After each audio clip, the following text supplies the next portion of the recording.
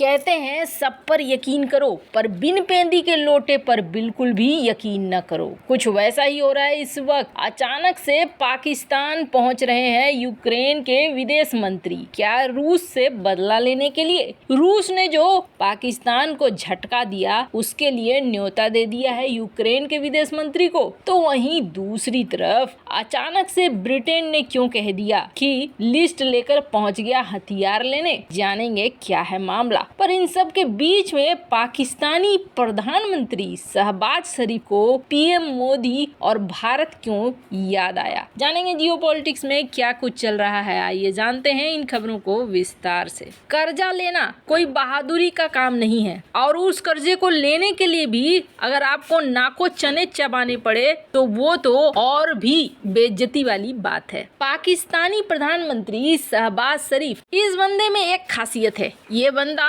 खुद को भिखारी बहुत साफ सुथरे तरीके से कहता है। जो सच है उस बात को कह देता है कि हाँ भैया हम भिखारी हैं। इस मामले में तो ये अपने आप को एकदम राफ साफ रखता है, क्योंकि बताएगा नहीं कि मैं भिखारी हूँ तो भीख मिलेगा कहाँ से। कुछ ऐसा ही इस वक्त पीएम शहबाज शरीफ के साथ है। अंतर्राष्ट्रीय मुद्रा कोष ने यानी IMF ने बेल आउट पैकेज दे दिया। इस बेल आउट पैकेज के बाद सच कबूला शहबाज शरीफ ने। शहबाज शरीफ ने कहा कि हमारे पास कोई विकल्प नहीं था। शहबाज शरीफ ने आज लगता है कुछ ज्यादा ही कुछ अगड़म मगड़म चीजें खाली थी। भारत की जमकर तारीफ करनी शुरू कर दी। उन्होंने कहा भारत आगे बढ़ गया है लेकिन हम अपनी गलतियों के कारण पीछे रह गए हैं। हमने IMF के कार्यक्रम को खुशी से नहीं चुना है। शहबाज शरीफ ने कहा कि हमारी मजबूरी थी जो हमने कर्जा लिया, लेकिन हमें कर्ज और भीख मांगने से छुटकारा पाने के लिए अपने पैरों पर खड़ा होना होगा। वैसे आपको बता दें, शहबाज शरीफ ने ही बताया कि पाकिस्तान को मंगलवार को सऊदी अरब से $2 बिलियन मिले हैं और इसके लिए सऊदी का उन्होंने धन्यवाद किया। और इन सब पैसे पाने के लिए पाकिस्तानी सेना अध्यक्ष जनरल असीम मुनीर की भी तारीफ। वैसे आपको बता दें, लोग ये नहीं जानते हैं कि जनरल असीम मुनीर पहुंचा हुआ था सऊदी और सऊदी में वो काफी मिन्नतें करके इस पैसे को इसने निकलवाया। खैर, शहबाज शरीफ ने पहली बार कुछ ऐसा बोला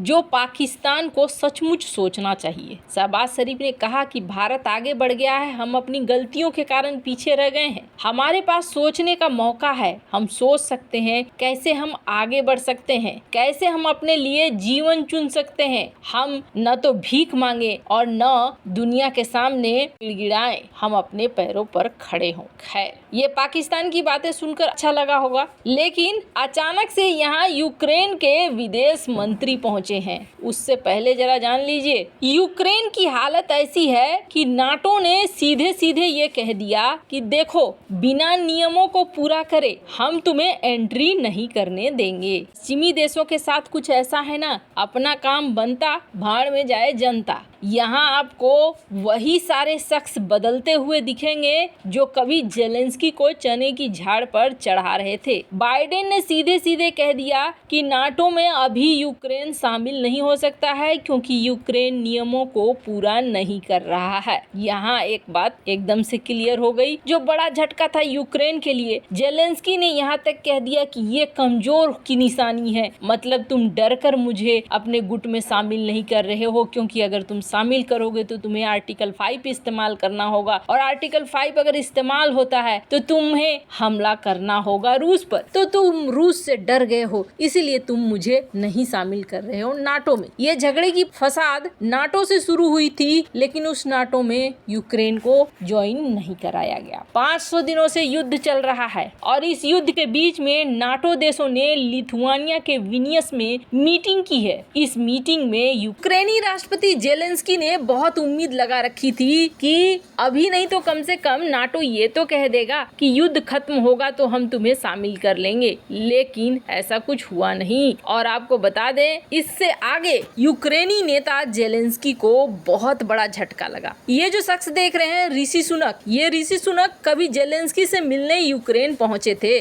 और बड़ा अच्छा याराना लग रहा था दोनों के बीच में। लेकिन प्रधानमंत्री ऋषि सुनक ने कहा कि ये नाटो कोई शॉपिंग वेबसाइट नहीं है, अमेरिका ब्रिटेन कोई अमेजन की शाखा नहीं है जहां आप हथियारों की लिस्ट पहुंच जाएं और डिमांड करें कि आप हमें हथियार दीजिए और हम आपको हथियार देंगे। हमारे पास अपनी भी समस्याएं हैं। अब ये शब्द सुनने में जेलेंस्की को बहुत बुरा लगा होगा, लेकिन ऋषि सुनक ने ये टिप्पणी कर दी। ये टिप्पणी इतनी गैर राजनयिक थी कि प्रधानमंत्री ऋषि सुनक को सफाई भी देनी पड़ी। उन्होंने कहा कि यूक्रेन हमेशा आभारी रहा है, वहीं आपको थोड़ा ध्यान रखने की जरूरत है। हर कोई तुरंत हथियार तो नहीं ही दे सकता है ना। ऐसा लग रहा है जैसे पश्चिमी देश अब हथियार देते देते थक गए हैं। आने वाले समय में दुनिया की पॉलिटिक्स में बड़ा बदलाव दिखेगा और वो बदलाव ये है कि यूक्रेन को अकेले छोड़ दिया जाएगा।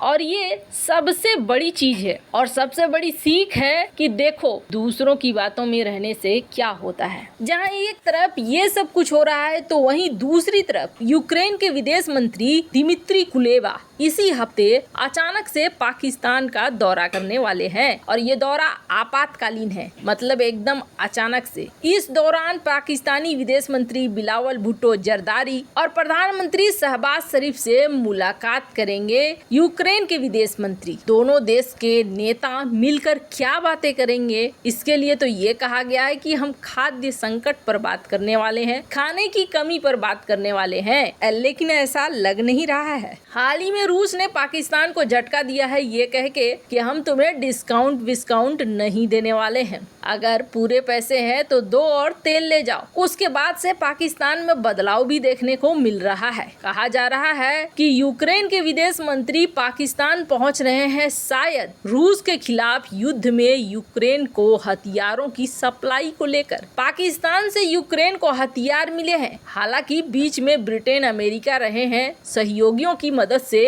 पाकिस्तान भेजता रहा है हथियारों को, लेकिन अब आगे यूक्रेन के पास हथियार खत्म हो रहे हैं और पाकिस्तान के पास खाने की कमी है। कहा जा रहा है कि ये जो आ रहे हैं अचानक, इसका मतलब ये है कि यहाँ पर एक डील होगी। वैसे पाकिस्तान ने ये कहा कि जी नहीं, कोई डील वील वाली बात नहीं है, हम रूस यूक्रेन की लड़ाई में तटस्थ हैं, न इधर हैं न उधर हैं। देखा ना, हमने यूएन में भी वोट नहीं किया, हम यूएन में भी अलग ही रहे हैं, हम किसी का पक्ष नहीं लेंगे, हम युद्ध और संघर्ष से खुद ही थके हुए हैं। वैसे कहा तो यही जा रहा है कि ये मुलाकात हथियारों के लिए हो रही है और किसी चीज के लिए नहीं। अब देखना होगा कि रूस के सफाई के लिए कौन से हथियारों को अगली खेप में पाकिस्तान भेजता है। वैसे आपको क्या लगता है, इस तरह के देश क्या भरोसे के लायक होते हैं? कमेंट कर अपनी राय जरूर बताएं। जल्द मिलते हैं अगले वीडियो में नई खबर के साथ।